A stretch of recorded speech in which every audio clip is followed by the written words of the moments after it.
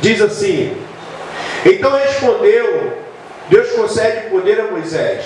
Então respondeu Moisés e disse: mas eis que me não crerão, nem ouvirão a minha voz, porque dirão: o Senhor não te apareceu. E o Senhor disse-lhe: que é isso na tua mão? E ele disse: uma vara.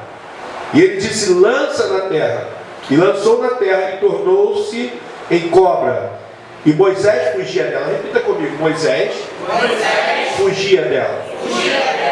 Então disse o Senhor a Moisés: estende a tua mão e pega pela cauda. Estendeu a mão e pegou pela cauda e tornou-se uma vara. Amém. Como eu disse aos irmãos, eu não quero ser incoerente de me estender muito, mas eu preciso muito da sua atenção. Amém, queridos? A igreja está aí, amém? Amém. Eu conheço o Ministério Brasil para Cristo de muitos anos, ali em Senador Camará. Eu frequentei muito a igreja, pastor José, Brasil para Cristo, e quando a gente ainda fazia aqueles trabalhos de evangelismo no presídio, né, e saía dali. Então, eu fui criado no Evangelho. Só a nossa igreja tem 41 anos. Então a gente pegou esse tempo do avivamento chegando aqui no Rio de Janeiro, principalmente o avivamento pentecostal, e toda a igreja que não estava dentro daquele conjunto, né, das igrejas pioneiras ou padronizadas. Eu não sei o Brasil para Cristo, mas éramos chamados de igrejas que saíram do contexto, mas subsistimos, resistimos, porque nós começamos a tratar algumas pessoas que a religiosidade não conseguia tratar. A igreja está aí, amados? E aí, queridos, o Senhor deu graça e a gente sobreviveu a tudo isso. E aí conhecemos o Delcides, ainda Aldinho, um adolescente, né, Deus, você lembra disso? E ali em Camará, como o pastor acabou de citar, o Dinho chegou para a gente estava fazendo o encontro das tochas, fazendo algumas reuniões, e ele passou um período conosco de lavar louça, varrer quintal. Quer pregar? Tem que lavar louça, né? Hoje não, hoje é só pregar uma frase de impacto aí, sair falando de Freud, se fala mais de, né? Mas deixa quieto.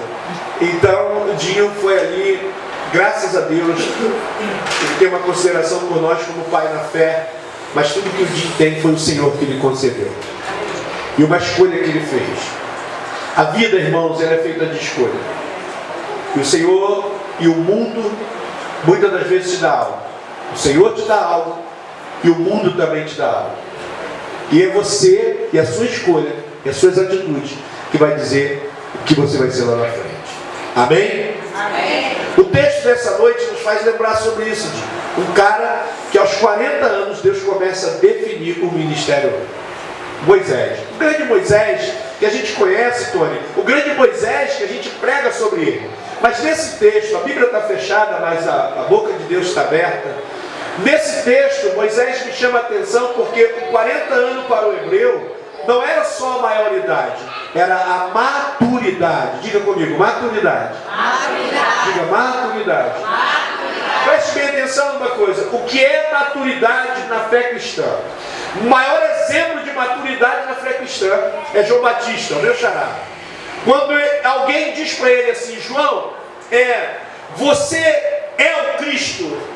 E quando isso acontece? Quando João estava pregando muito, quando João tinha uma palavra eloquente, não uma palavra que agradava muita gente, mas uma palavra que atraía muita gente. A palavra de João era raça de víbora. A palavra de João dizia assim: vocês não vão fugir da ira de Deus. A palavra de João era uma pregação no deserto. Enquanto a grande atração de Israel era o templo em Jerusalém. E João pregava no deserto. O deserto não atrai ninguém. Mas quando você tem uma unção e uma palavra que atrai, você pode estar num buraco, você pode estar em cima do monte, você pode estar escondido numa comunidade, e Deus vai trazer pessoas até você. Amém ou não amém? Então João não tinha vínculo com o sistema. João tinha uma palavra de Deus. não era uma palavra muito agradável aos olhos. A criação de João. João, quando nasce, ele nasce de uma família sacerdotal. O pai de João era sacerdote. E por que o pai de João não conseguiu criar João? Porque João era profeta. A linha sacerdotal são aqueles pacificadores que conversam com Deus. O profeta, o verdadeiro profeta, geralmente ele não é bem quisto, porque ele fala o que muita gente não quer ouvir falar. Amém, queridos? Então João foi para lá estar com os essênios e foi criado fora daquele sistema profético, daquele sistema de sacerdócio para ser profeta. Isso era o que Deus tinha para João. João, nessa voz profética, João não era um cara que queria muitos elogios. João não era um camarada que se importava com tapinha nas costas após a sua pregação eloquente. Mas vem os líderes, vem os sacerdotes, vem os homens do negócio do evangelho e diz para João o seguinte: João, deixa eu falar uma coisa para você. Você é um fenômeno. Você consegue juntar gente onde ninguém junta. Você veio antes de Cristo. E alguém me disse aqui que você é o primo de Cristo. Você é filho de Isabel, prima de Maria. João, me diga uma coisa. O Cristo ainda não se manifestou. Você é o Cristo. E João me diz o que é maturidade. Eu não sou o Cristo. A igreja está aqui, amados. Tudo para ele dizer, tudo para que ele dissesse assim: realmente eu sou o Cristo, eu sou o cara, eu prego mesmo, eu oro mesmo.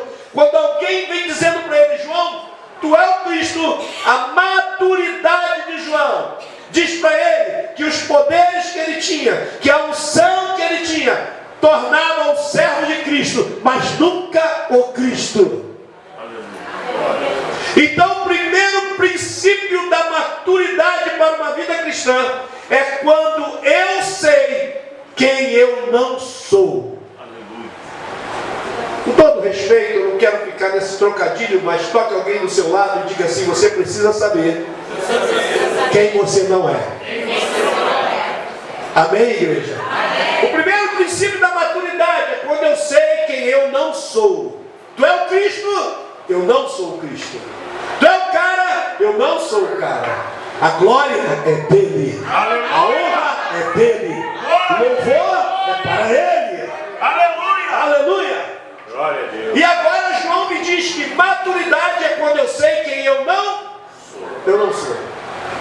O que é maturidade para João? Se ele diz que ele sabe quem ele não é, maturidade significa também, quando eu sei quem eu não sou, eu preciso saber quem eu sou. João, já que você sabe quem você não é, me diga uma coisa: quem é você? Ele disse: eu sou a voz. Aleluia! Alabaxandarás. Aleluia! Alabaxandarás. Eu sou a voz que clama no deserto. Não pensa que porque eu não sou quem você quer que eu seja, que eu não sei quem eu sou. Aleluia! Queridos, eu sou preto. E desde a minha infância, as pessoas sempre falavam: o preto, quando ele não faz na chegada, faz na saída. Quem tem a minha cor aí sabe. Já ouvimos muito trocadilho. Quando das vezes eu fui ministrar, e Neuza comigo, que é a esposa do pastor, ela ouve muita coisa, né? E alguém dizia assim: aquele neguinho vai pegar o microfone. Aquele homem. Eu não estou falando por causa da cor, porque se eu ficar simpatizando a minha cor, eu seria racista, assim como as pessoas botam aí isso. Mas em vez disso me jogar para baixo, alguém disse uma vez para mim assim: pastor João, vou falar uma coisa para você. João Batista, lá na igreja, estou saindo da igreja porque tem panelinha na igreja. Panelinha? Estou saindo da igreja, você precisa me ouvir, porque tem uma panelinha. E eu preciso te falar o que é. Eu falei: não precisa falar o que é. Vou orar para você, Deus te abençoe. Vai lá, eu não quero saber. Mas você precisa saber. Não, eu não quero saber.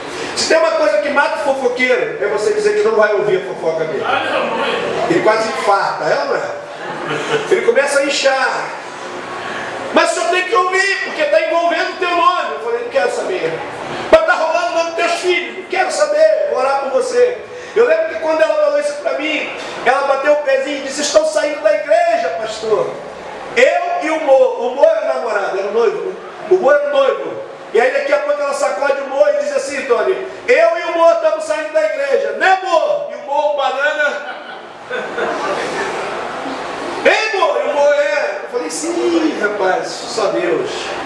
E eu falei para ela, filha, você seja abençoado, eu vou orar por você, você vai sair. Mas o Mo não pode sair. Eu nem sabia o nome do rapaz. E ele falou assim, não, por que não? Pastor, ele veio me encarar. Por que não, pastor? Por que eu não posso sair? Eu falei, então, Mo, sabe que você não pode sair? Ela vai sair porque ela é membro, é batizada, então eu vou ter que orar e desligar ela do rol de membro. Mas você não. Por que não? Eu falei, porque você nunca entrou. Para sair você tem que entrar. Mas eu venho à igreja. Mas não é igreja. Eu tenho a camisa do congresso. Sim, mas isso não quer dizer nada. Andar com Jesus no peito é mole. Todo mundo tem a camisa escrito Jesus. Né? Andar com Jesus no peito não é difícil. Difícil é ter peito para andar com Jesus. E ela disse, pastor, então o mundo... Aí o povo disse, então eu não vou sair. Porque eu quero me batizar e quero servir. Eu falei, então, amor, agora tu não vai entrar. E ela sem chão disse, mas tá bom. Ele disse, eu já estou cheio de você. E ele tive que apaziguar e o Mo e ela ficaram. Quando não era mais fofoca, ela disse assim, pastor, posso contar porque eu quero sair? Eu disse, pode. Ela disse, porque tem uma panelinha. E essa panelinha não me deixa entrar. E quando tem panelinha, pastor, eu não gosto, sabe? Eu sou santa, santa, santa, santa, santa. Tem esse tipo de crente? Eu não sei se aqui no Brasil para Cristo, de repente só tem lá no Sinais dos Tempos, aí Senador Camará. Né? E aí, e ela falou assim, então pastor, o senhor como pastor tem que ver aí essa panelinha. Eu falei, filha, então, eu sou preto, sou negro, fazem piada comigo, fazem um montão de coisa. Sabe qual é o meu conceito de panela? Você vai se escandalizar. Ela disse, qual é? Eu falei, panela para mim só é ruim para quem está fora. Destampa e pula dentro. Olha. Como assim, pastor? Porque se você for pimenta do reino, o caldo vai ficar pior. Mas se você for aquela farinha que Eliseu chamou profeticamente, o veneno que tiver na panela será neutralizado. Você pode aplaudir Jesus?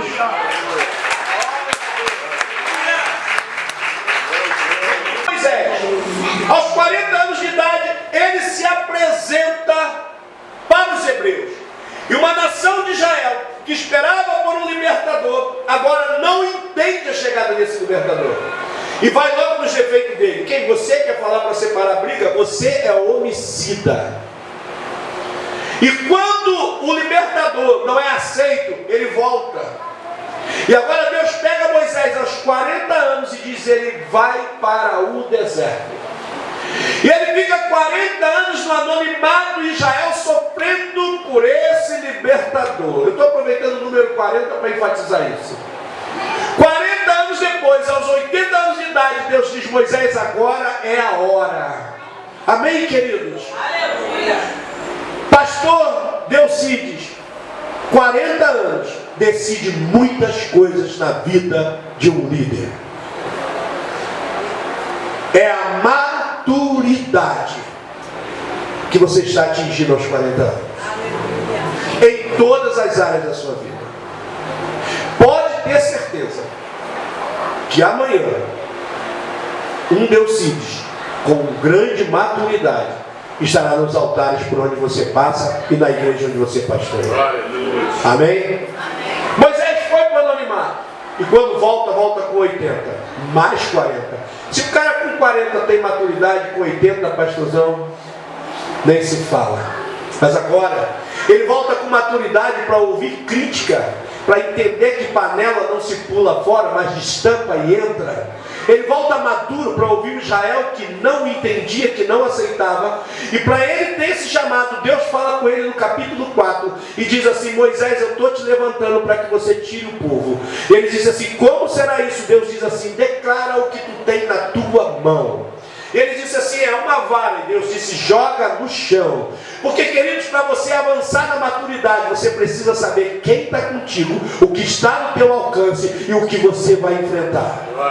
Amém ou não amém? O líder de maturidade com 40 anos, ele não é mais um menino que vai dizer assim: vou parar porque estão me perseguindo, vou parar porque estão me caluniando, vou parar porque está fazendo isso. Ele pega tudo isso e faz disso um combustível para ele continuar. A obra não pode parar.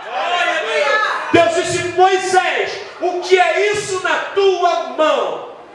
Ele disse: é uma vara. Deus disse assim: eu vou te mostrar que não é só uma vara, joga no chão. E quando ele joga no chão, eu estou falando de um cara agora com 80 anos. Para um homem de 80 anos, uma vara era a terceira perna. Para um homem de 80 anos, era todo o seu apoio. E Deus está dizendo: joga no chão. Quando ele joga no chão, o texto diz que ela se torna uma serpente.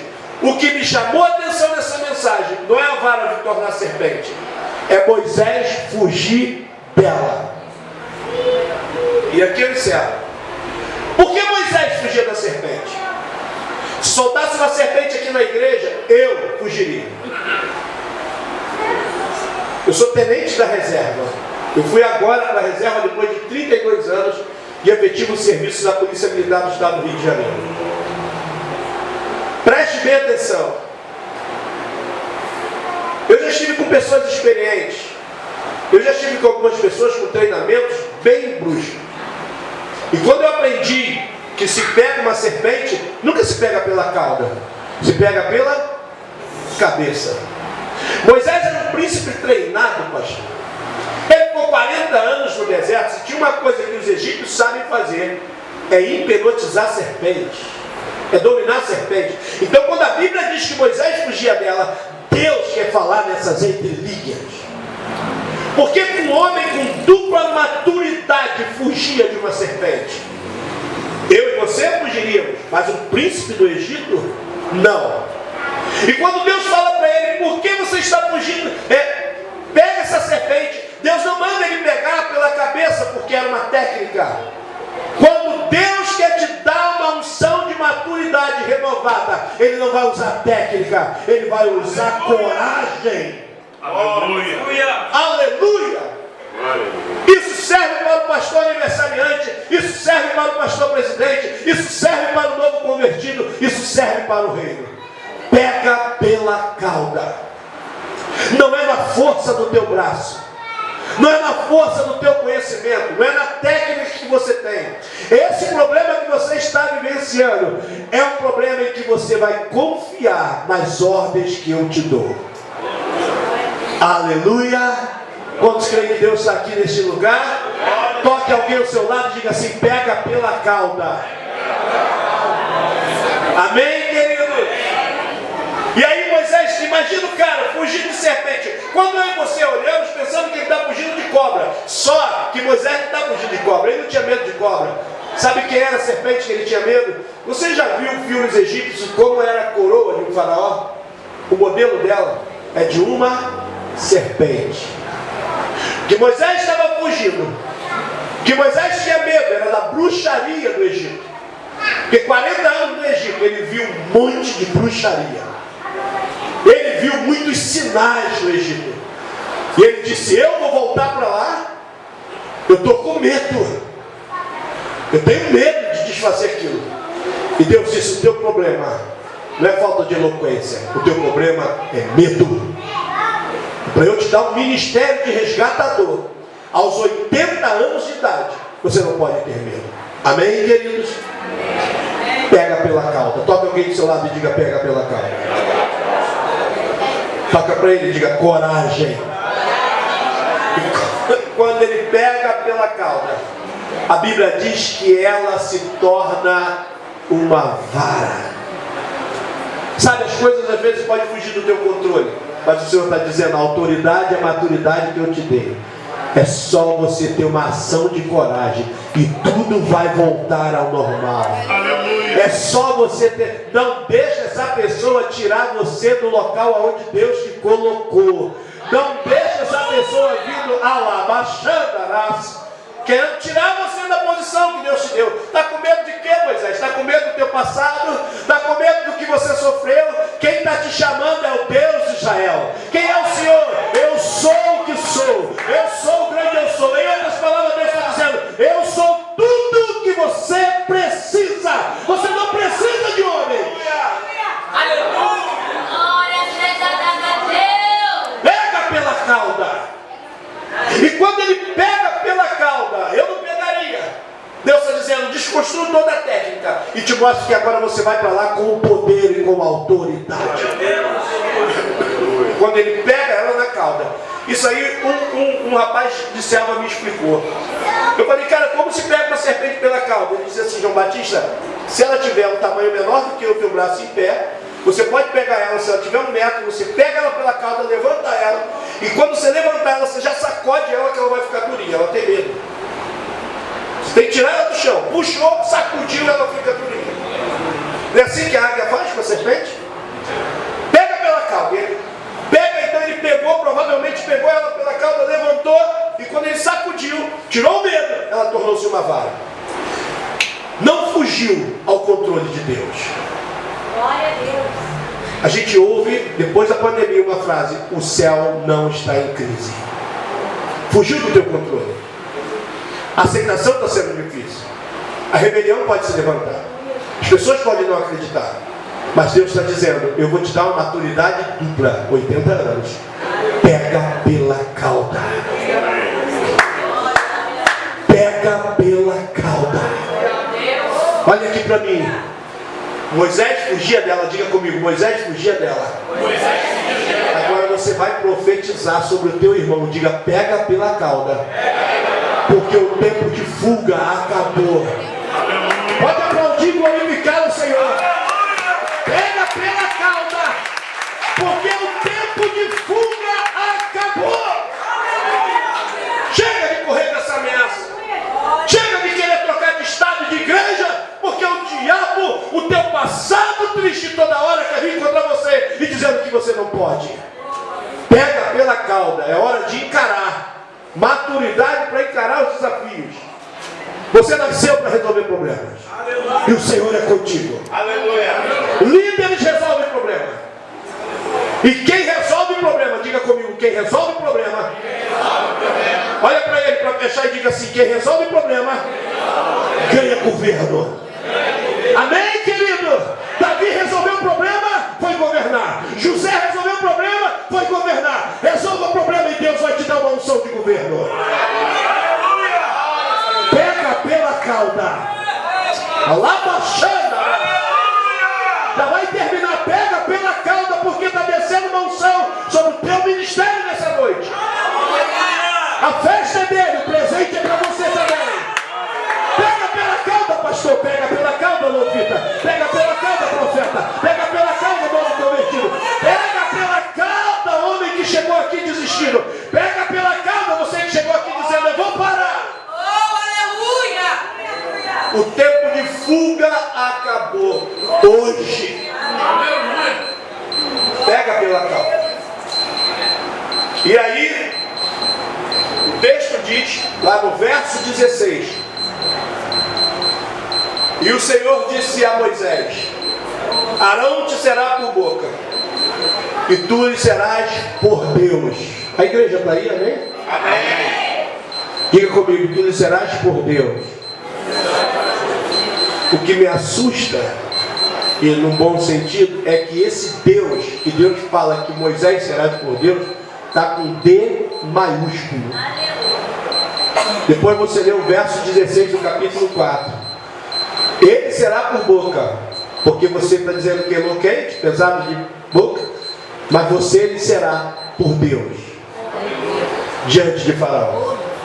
E aí eu vou entender a conjectura do que é pegar pela cauda.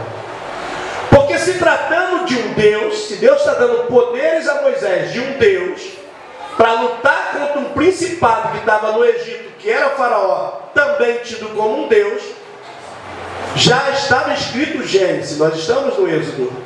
No Gênesis, o Senhor disse assim: a serpente, você vai ferir o calcanhar, mas da mulher vai nascer um, que tu ferirás o calcanhar, mas ele vai esmagar a tua cabeça. Opa!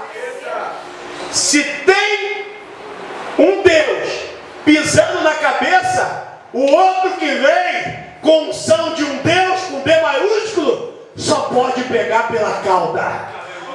Pega pela cauda, porque da cabeça já está debaixo dos pés do nosso Senhor Jesus. Vem Paulo escrevendo aos Romanos: o Deus de paz esmagará em breve Satanás debaixo dos vossos pés. A cabeça está debaixo do pé dele, a cauda está balançando, querendo te derrubar. Pega pela cauda hoje, porque o Senhor está te dando autoridade. O tempo de fuga acabou. Que Deus abençoe você, que Deus abençoe a sua família. Aplauda ao Senhor. Pastor Delcides, um beijo.